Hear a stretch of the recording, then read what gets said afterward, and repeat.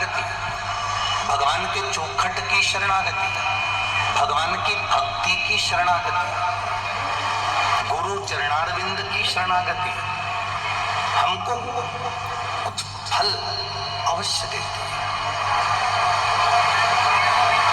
अच्छा, एक काम कर देखिएगा कि आप रोज अपनी दुकान पर जाते हो, रोज अपने व्यापार पर जाते हो, रोज अपने कार्य पर जाते हो, रोज अपना काम करने जाते हो, और रोज जब आप व्यापार के लिए जाएं, कोई अपना काम करने के लिए जाएं, ये ऊपर के बक्से बंद पड़े हैं, खड़े होकर सुनिए अपने दोस्तों।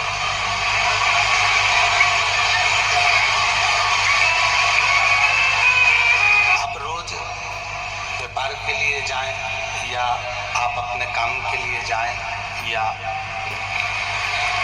आप दुकान के लिए जाएं, जिस भी कार्य के लिए आप जा रहे हैं,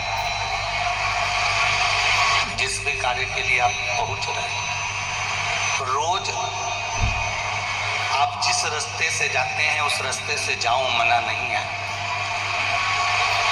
जब आपको लगे कि मेरी दुकान ठीक नहीं चल रही, मेरा ये कार्य सफल नहीं हो रहा, मेरा ये कार्य पूर्ण नहीं हो रहा, तब आप एक काम करो, मार्ग दूसरा बदल लो, और जिस मार्ग में शंकर जी का मंदिर पड़ता हो, जिस मार्ग में शिवालय पड़ता हो, शिव मंदिर पड़ता हो, भगवान शंकर का द्वार पड़ता हो, उस रास्ते से निकलकर जाना प्रारंभ कर दो। भगवान की केवल कृपा की दृष्टि पड़ना प्रारंभ हो जाएगी, तो दुकान में चलना प्रारंभ हो जाएगी। आप उसका मार्ग पकड़ लीजिए, आप उसका पथ पकड़ लीजिए, आप उस मार्ग पर चलना प्रारंभ कर दीजिए। जब आप भगवान के मार्ग की ओर चलना प्रारंभ कर देंगे, भगवान के पथ से जाना प्रारंभ कर देंगे, तो अपने आप आपका कार्य सफल होना प्रारंभ हो जाएगा।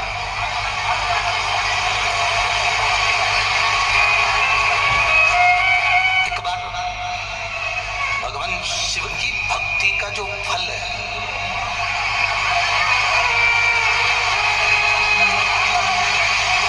कथा में कहा, ये जरूरी नहीं है कि आप शंकर भगवान पे एक लोटा पानी चढ़ाने रोज जाएंगे, और दबाव में जाना भी मत। कल कथा में कहा था कि कोई आपको डराए, कोई आपको धमकाए, कोई आपको चिल्लाए कि मंदिर जाओ, उससे नहीं जाना।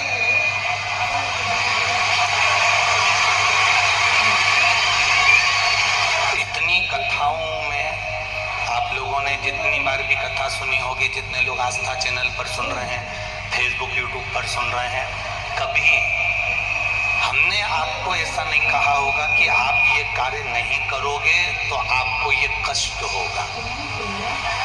ये तो आपके दिल की बात है, ये तो आपके हृदय की बात है, ये आपकी चित्त वृत्ति की बात है, ये आपके मन की बात है। तेरे मंदिर में आना मेरा काम है और मेरी बिगड़ी बनाना तेरा। ये आपके ऊपर है कि आप भगवान के मंदिर जा रहे हैं, या आपके ऊपर है कि आप भगवान को जल चढ़ा रहे हैं, या आपके ऊपर है कि आप भगवान को एक बेलपत्र समर्पित कर रहे हैं, या आप भगवान को एक चावल का दाना चढ़ा रहे हैं। ये आपके ऊपर है, आपके ऊपर कोई दबाव नहीं होना चाहिए।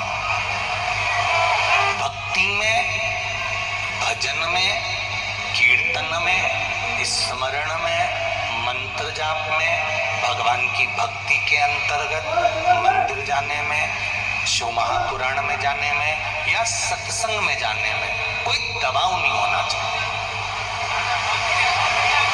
बिना दबाव के आप जब भगवान की भक्ति करोगे तो उसमें सुख मिलेगा। ध्यान देना।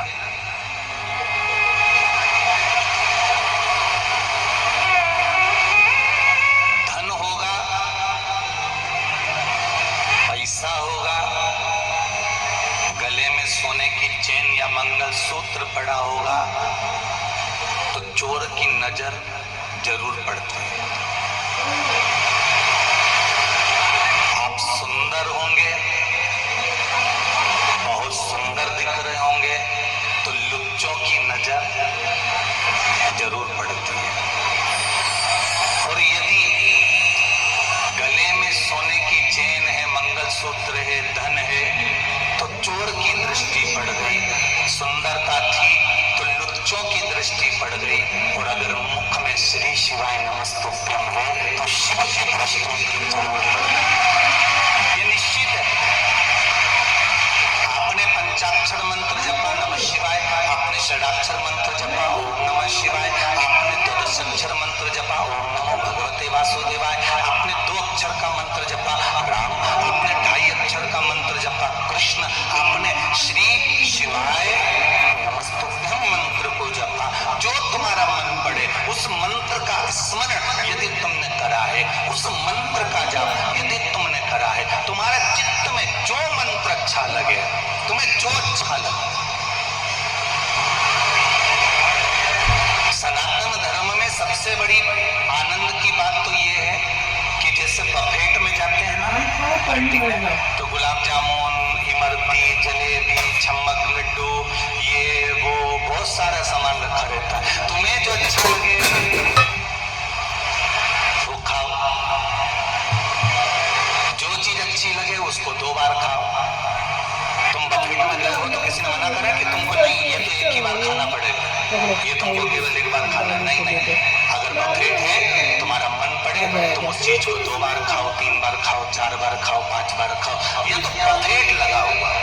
सनातन धर्म में भी बस यही बात का स्मरण करना है। तुम चाहे राम कहो, तुम चाहे कृष्ण कहो, तुम चाहे शिव कहो, तुम चाहे द्वादशाक्षर बोलो, तुम चाहे पंचाक्षर बोलो, तुम चाहे षडाक्षर बोलो, तुम चाहे श्री शिवाय नमस्तुभ्यम बोलो, ये मंत्र तुम्हारे मन का होना चाहिए। हृदय जिस भाव से तुम जप रहे हो, चित्तवृत्ति से जप रहे हो, उस मंत्र की प्रबलता तुम्हारे भाव से होती है। आप जिस हृदय से, जिस भाव से जपोगे वो मंत्र उतना बलवान हो जाता है और मंत्र उतना फल देना प्रारंभ कर देता है। आप दिल से जपो, मन से जपो।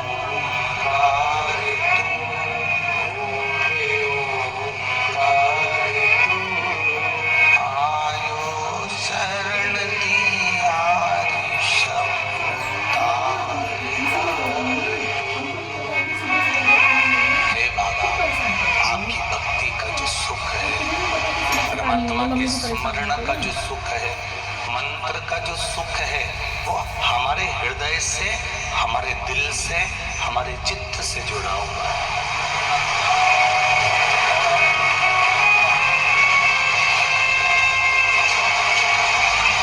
शिव तत्व कह रहा है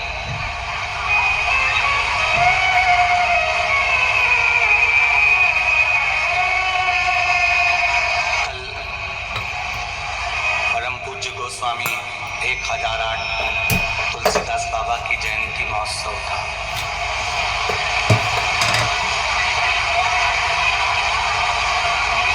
कई पत्र आते हैं, इन पत्रों में लिखा रहता है कि हम बड़े दुखी हैं।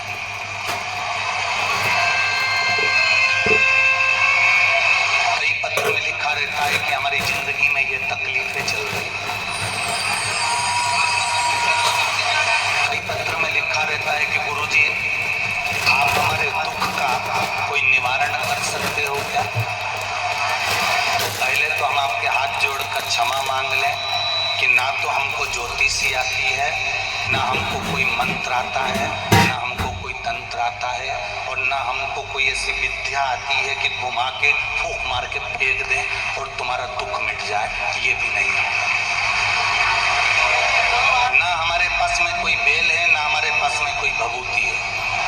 हमारे पास में तो ये शंकर की शिव महापुराण की कथा है और शंकर का नाम है, श्री शिवाय नमस्तुभ्यम है, और 1 लोटा जल सारी समस्या का हल है। इसके सिवाय हमारे पास में कुछ भी नहीं।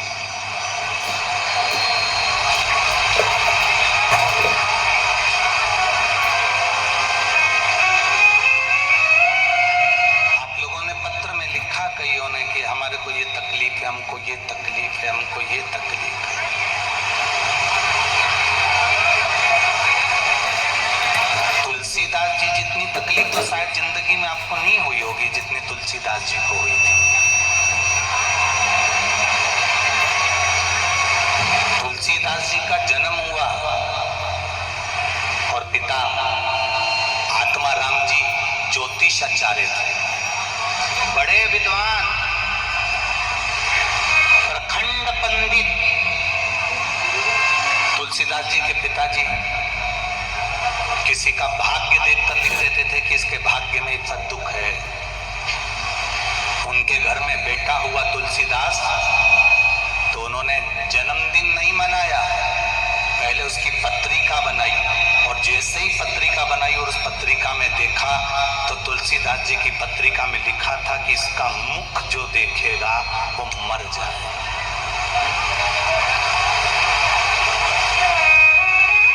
ये अभागा हुआ है, इसका भाग्य नहीं है, इसकी किस्मत नहीं है, इसका जो लालन पालन करेगा वो मरेगा।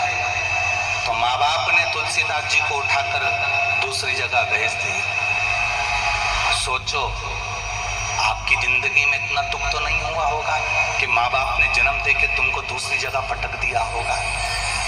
प्रसन्नता होना कि इतना दुख हमको भगवान ने नहीं दिया। तुलसीदास जी को जिसने पालन पोषण करा वो मर गए।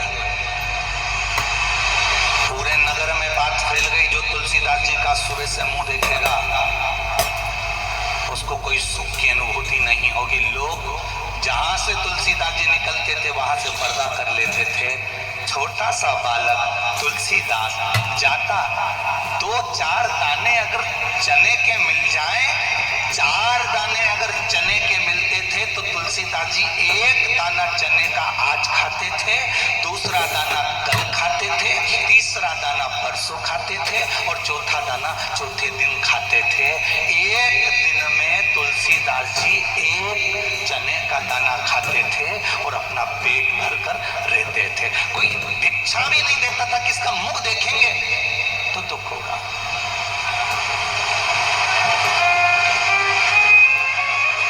कोई भिक्षा भी नहीं दे रहा।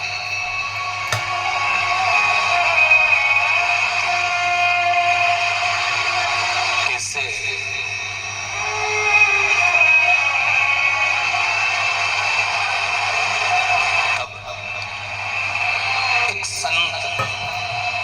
श्री नरसिंहदास जी तुलसीदास जी को देखे, छोटा सा बच्चा, इससे सब नफरत करते हैं।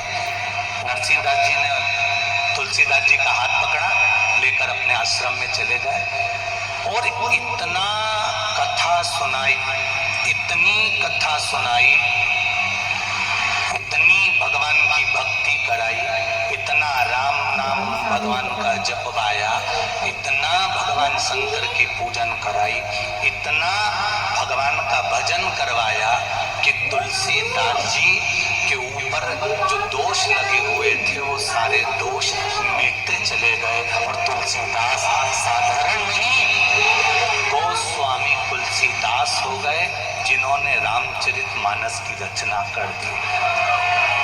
एक बात अपनी जिंदगी में याद रखना, तुलसीदास जी ने अपनी जिंदगी में बड़ा दुख देखा, तुलसीदास जी ने अपने जीवन में बड़ा दुख देखा, बड़ी तकलीफें देखी, बड़ा कष्ट हुआ, बड़ा जीवन दुखमय निकला। पर किसी सतगुरु की शरण में जाकर जब भगवान की भक्ति में डूब गए, फिर दुख कहाँ गया मालूम नहीं पड़ा। अगर तुम्हारे जीवन में भी दुख है और तुम शिव महापुराण की कथा सुन रहे हो तो आज से नियम बना लेना कि मैं कहीं पत्रिका या आदि काम करने के लिए बाद में जाऊंगा, सबसे पहला काम एक करूंगा, शंकर जी के मंदिर में जाकर 1 लोटा जल चढ़ाऊंगा और शिव को रिझाऊंगा। वो मेरे लिए सर्वप्रथम होगा। मेरे शंकर की आराधना, मेरे शिव की आराधना, मेरे भगवान की आराधना, मेरे भगवान की भक्ति की आराधना, मैं राम की, कृष्ण की, शिव की, दत्त की, देवी की, जिसकी आराधना करना है आप उसकी करो, मना नहीं है। पर ये मत कहो कि मेरा दुख बड़ा है, कौन काटेगा, कौन काटेगा, कौन काटेगा। अरे दुनिया के दुख अगर काटने वाला है तो वो मेरा परमात्मा, मेरा देव अधिदेव महादेव है। अकाल मृत्यु वो मरे जो काम करे चंडाल का, काल उसका क्या बिगाड़े जो भक्त हो महाकाल का। जो शिव का का उपासक है उसका दुख शंकर ही काट सकता है, कोई दूसरा नहीं काटेगा आपके दुख।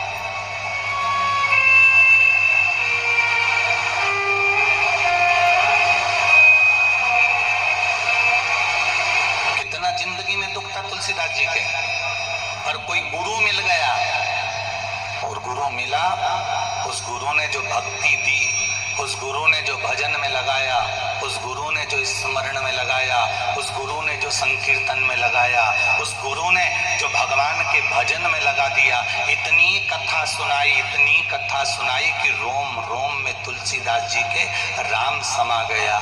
दुनिया के लोग कहते हैं उनकी पत्नी ने उनका तिरस्कार करा, दुनिया के लोग कहते हैं उनकी पत्नी ने तुलसीदास जी को अपशब्द कहे, इसलिए तुलसीदास जी राम जी के भजन में डूब गए।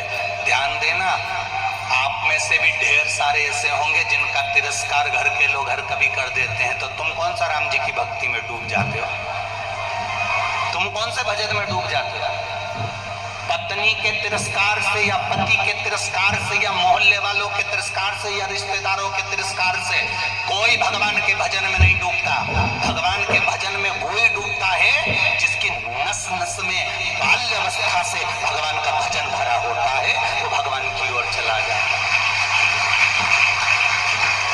तुलसीदास जी की बाल्यावस्था से नरसिंहदास जी ने जो राम का भजन भरा था, कृष्ण का भजन भरा था, जो शिव का भजन भरा था, पत्नी ने एक शब्द कहा और तुलसीदास जी को गुरु जी की याद आ गई और वो भगवान राम की भक्ति में लग गए।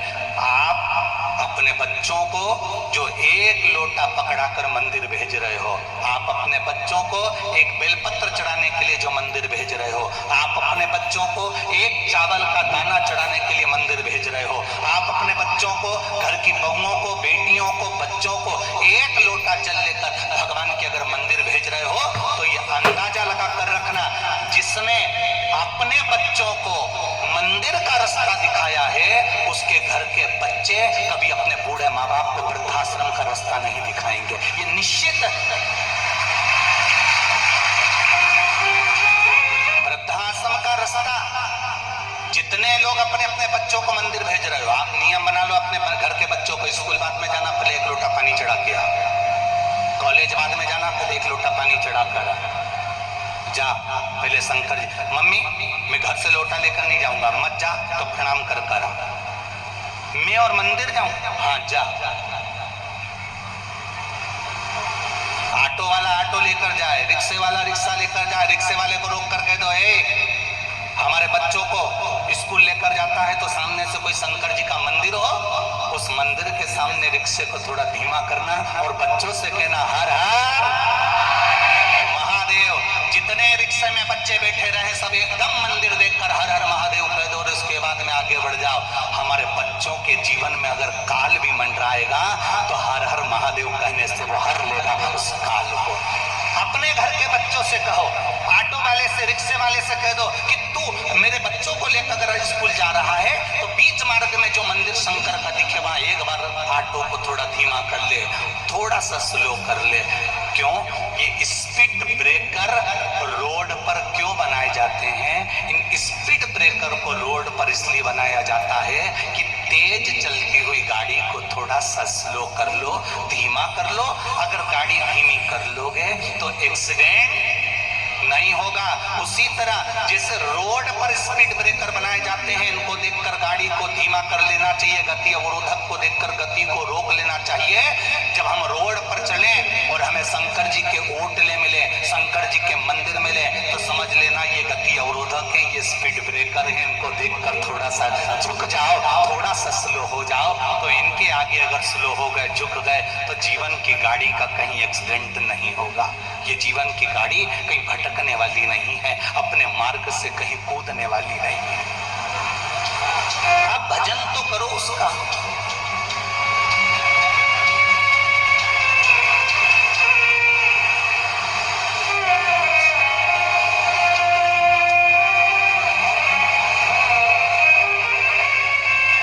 भगवान नहीं कहता कि तुम बहुत बड़ा काम करो,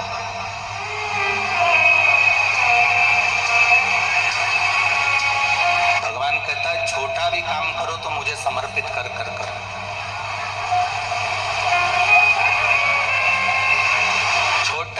काम करो ना तो मुझे समर्पित कर कर करो।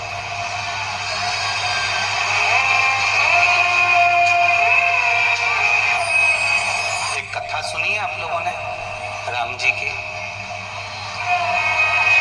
बहुत बड़ा सेतु बन रहा है।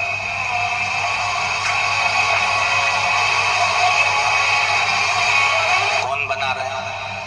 पूरे बानर, पूरे बंदर, नल नील राम नाम लिखे पत्थर छोड़ रहे और सेतु बन रहा। कितने किलोमीटर का था?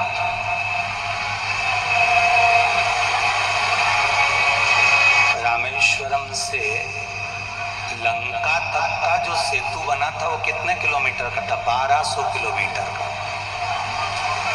कितने किलोमीटर का है? 1200 किलोमीटर का लंबाई थी।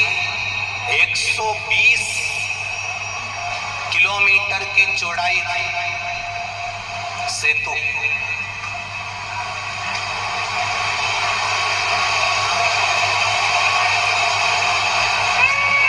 पूरे इंडिया में ढूंढ लिया, इंडिया में पूरे विश्व में ढूंढ लिया, इतनी चौड़ाई की कोई रोड मिल जाए तो, कोई पुल मिल जाए। 120 किलोमीटर की चौड़ाई और 1200 किलोमीटर की लंबाई। इतना लंबा सेतु बानर बना रहे थे।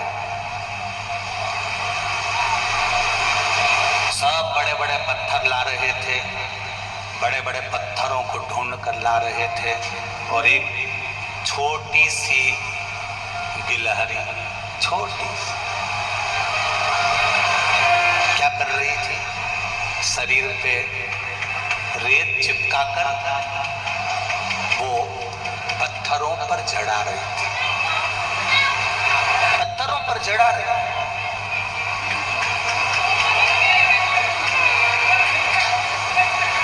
अब पत्थरों पर रेत जड़ाई जा रही है। हनुमान जी ने गिलहरी को देखा और गिलहरी को देखकर हनुमान जी ने कहा, हे गिलहरी,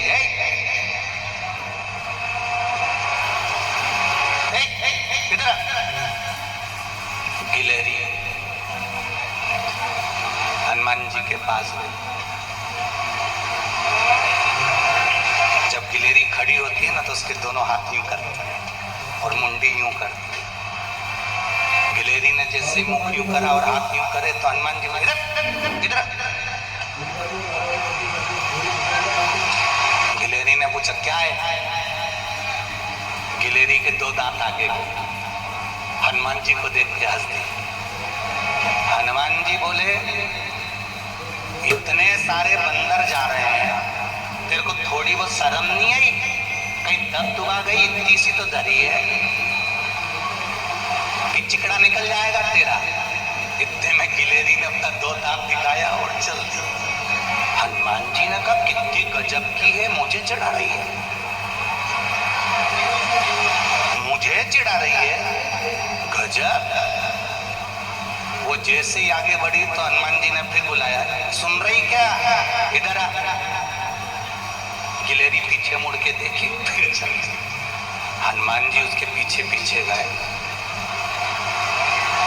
अरे सुन रही है? गिलहरी ने फिर अपना हाथ ऊपर वाला जोड़ा, मुंडी नीचे करी, 2 दांत दिखाए। हनुमान जी मन में सोचे, कितनी एबली पैदा हुई है, बताओ कितनी एबली है। मैं इसको बोल रहा हूँ, बात कर रहा हूँ, सुनने को तैयार नहीं। फिर हनुमान जी ने गिलहरी को रोका।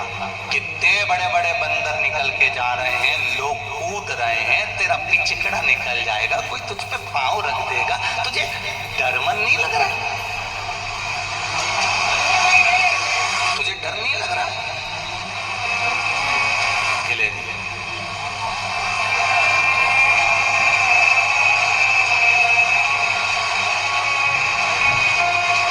हनुमान जी ने कहा, थोड़ा डर के काम कर, तेरे कोई काम की जरूरत नहीं है यहाँ पे। गिलहरी बोली हनुमान जी से, अरे ओ बंदा, तुम अपना काम करो, हमें अपना काम करने दो। हमने तुमसे पूछा कि हम क्या काम करेंगे, या हमने तुमसे कहा कि तुम क्या काम करोगे? हम जो काम कर रहे हैं हमको करने दो, और तुम्हें जो काम करना है तुम करो।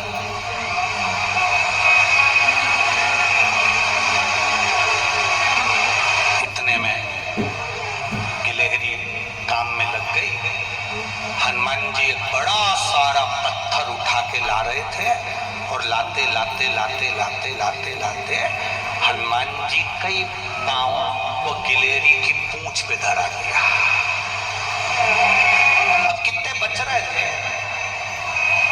सारे बंदरों से हनुमान जी ने कह दिया था ये तो पगली है, इसमें तो अक्ल नहीं है, इतनी सी होके यहाँ वहाँ घूम रही है, अभी कोई पाँव माँव रखा जाएगा तो पिचक जाएगी। और हनुमान जी का थोड़ा सा पाँव उसकी थोड़ी सी पूंछ पे रखा गया, पूंछ पे रखाया। अब गिलहरी चिल्लाई ची ची ची ची। अब गिलहरी जब फंस जाती है तो ऐसी चिल्लाती ची ची करे। हनुमान जी ने मन में सोचा ये कौन चीख रहा है?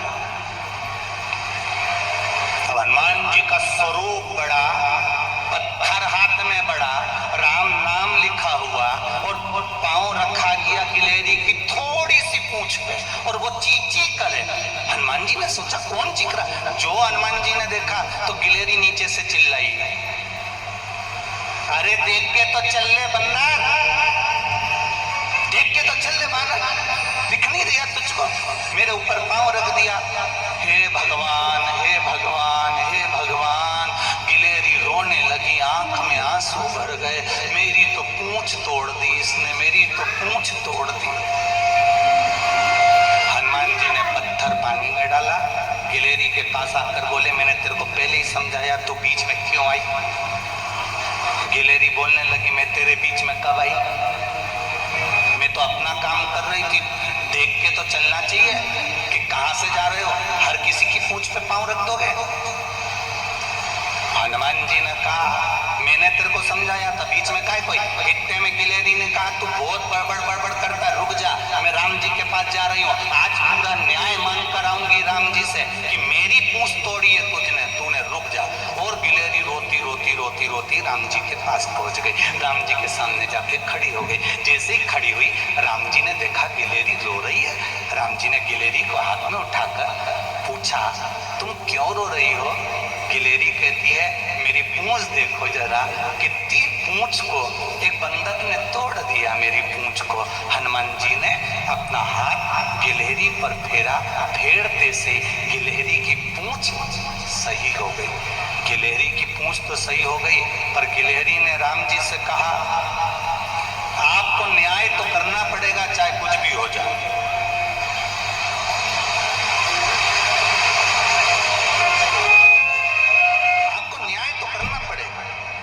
राम जी ने पूछा क्या न्याय चाहिए? जिसने मेरी पूंछ तोड़ी है आप उसको बुलाओ। तो राम जी बोले इतने सारे बंदर में किसने तेरी पूंछ तोड़ी? गिलहरी बोलती है मैं उसको अच्छी तरह से पहचानती हूँ, बहुत बोलता है वो, मैं उसको अच्छी तरह से जानती हूँ, बहुत बोलता है और बहुत ज्ञान की बात करता है। अच्छा मैं बुला के लाऊं उसको? राम जी ने कहा जा बुला ला। और गिलहरी दौड़ के गई, अभी तो पूंछ दुख रही थी और अब दौड़ के गई। जब किसी की शिकायत करने का समय होता है ना, तो बच्चों को देखना वो कितना ही रो रिया होगा और उससे कह दो जा बुला के ला तेरे भाई को, तो और बुला के लिया। यही था। और गिलहरी गई और हनुमान जी को बुला के ले आई। हनुमान जी ने कहा कहाँ ले जा रही है मुझको? गिलहरी कहती है चलो तो जरा राम जी के पास, खूब सेंसा बनते हो ना, चलो जरा। और राम जी के पास लाकर गिलहरी को खड़ा कर दिया। राम जी ने कहा हनुमान तुम? हाँ प्रभु। तुमने इसकी पूंछ पर पांव क्यों रखा? हनुमान जी बोले पूछ लो मैंने इसको कितना समझाया था, ये समझने को ही तैयार नहीं, बीच बीच में फुदक के उचक के आ जा रही, पांव रखा गया, इसकी पूंछ पर पांव रखा है। पर प्रभु अब तो ये ठीक हो गई ना, इससे पूछो कि ये मां कर क्या रही थी बार बार बार बार। इतने में गिलहरी राम जी से बोली मैं बाद में बताऊंगी, पहले राम जी आप बताओ इस बंदर में ज्यादा अक्ल है कि मुझ में ज्यादा अक्ल है? जी ने कहा फंस गए। अब ये बानर में ज्यादा अकल कि मुझ में अकल? राम जी बोले तू बता दे किस में ज्यादा अकल है। गिलहरी बोली दुनिया के लोग कहते हैं अष्ट सिद्धि नौ निधि के दाता, काय की अक्कल इनमें? इतने बड़े बड़े पत्थर लाला में डाल दिए, सारे पत्थरों का पुल बना दिया। वो पुल पर मेरे राम जी चलेंगे, उनके कोमल कोमल चरण में वो पत्थर गड़ेंगे। इसलिए मुझ में अक्ल ज्यादा है। मैं पानी में गीली होकर समुद्र की रेत को चिपकाकर पूरे पत्थरों पर बिखेर दे रही हूँ, जिससे परमात्मा के चरण में वो पत्थर ना चुभे। अब गिलहरी बोली बताओ किसमें अक्ल ज्यादा है? राम जी बोले तुझ में ही है।